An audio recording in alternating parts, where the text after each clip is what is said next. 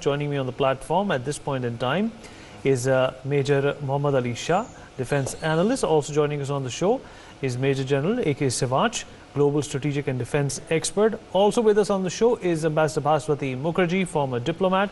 And last but by no means the least, Gautam Mukherjee, senior journalist, also joins us on this very important discussion. Now, Ali, in fact, General Siwach has touched upon the gospel truth when it comes to the Pakistani administration. In the end, it is going to be the army that is going to prevail. Why is Imran Khan burning his own bridges by, acting difficult at a time, when it's not required? Superb, Vineet. I will tell you one thing.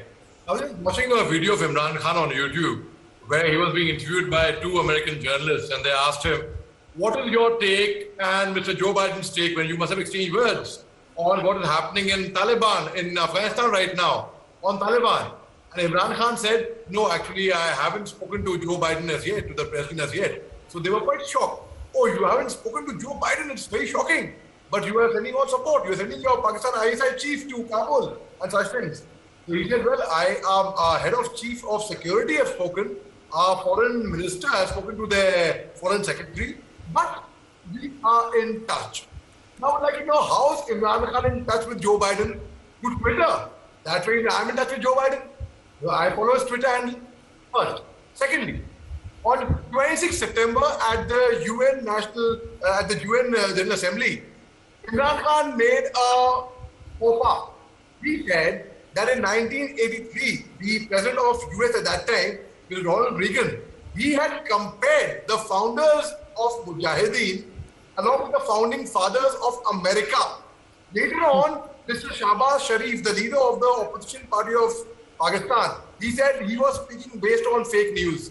And a much furore came off that the script writer who wrote the script for Imran Khan should be sacked. Well, the script writer should be sacked, or the speaker, Imran Khan should be sacked first. Secondly, we all know Imran Khan came to power with the help of a gentleman by the name of Khalil, who has links with the Al-Qaeda, who had funded his elections. So, Imran Khan is merely a puppet. They are delegations from US who come into Pakistan. They do not even meet Imran Khan. They do not even spend a moment. They don't even speak to him on the phone.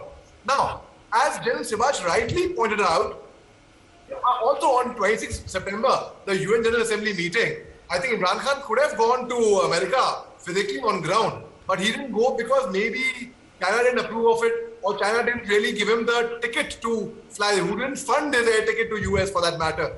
So anyhow, now coming back to what General Siwach said, yes, I totally, he hit the nail on its head.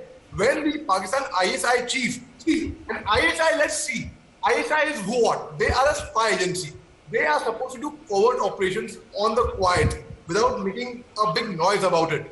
But when General Faiz Hamid goes to Kabul with much fanfare, the whole world saw it. He came in the limelight of the entire international community.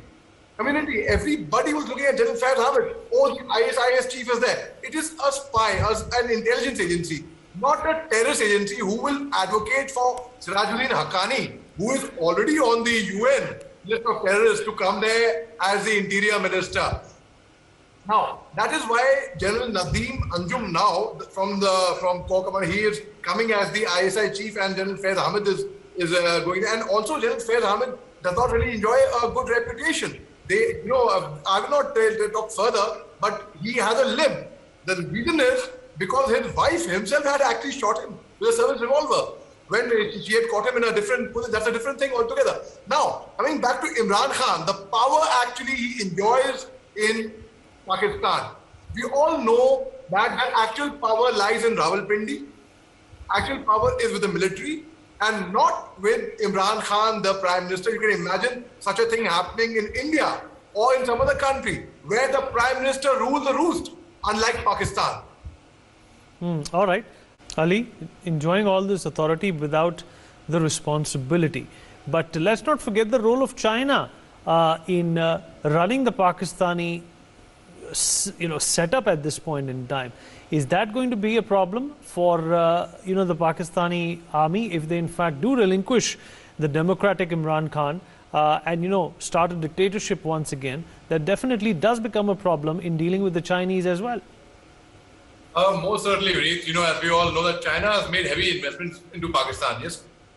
2 days back, I was on a channel with a Pakistani journalist, Arzu Kazmi, and she admitted that Pakistanis have no love for China as such. It is basically because of majboori, because it is the compulsion, because of the investments China has made into Pakistan. So she spoke the truth over there, and I was very surprised that here we had a Pakistani lady sitting on the national television and speaking the internal truth of what Pakistan is all about. So now Pakistan cannot afford to upset China basically, because China is helping them out a great deal. And now if you look at a larger picture, China once again will not keep on feeding Taliban for the rest of their lives. So Taliban have to get on their own, and so does Pakistan. But when the ISI chief goes in a very open manner, I mean, it's like, so what? He goes and supports the Taliban. It is ridiculous. And of course, China, they have to keep China in good humor at the same time. I'll give you a small thing over here again. You know, it's only in Hindi movies where I see people are scared of a transfer. Do this or we'll get you transferred out. I come from an army background. I enjoy traveling to different cities, different places after every 2 years, or others in Pakistan. Pakistan or General Faiz Hamid is being transferred. So there's a lot to fear. Oh God, he's being transferred. And you know, he sat for a meeting addressed by the Prime Minister recently because his posting orders are not yet been signed. And they will be signed, and as General Sawaj rightly said, that he is finally, ultimately, he's finished. All right, what we're going to do is, at this point in time, we're going to take concluding thoughts. Ali, 10 seconds.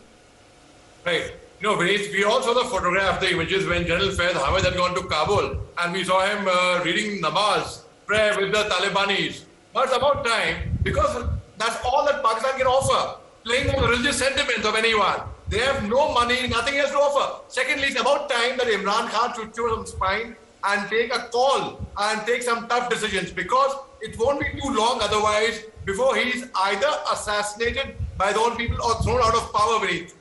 Absolutely. So what does Pakistan really have to offer? Well, that's the question that the people of Pakistan should be asking the government. Thank you, everyone, for being a part of this wonderful conversation.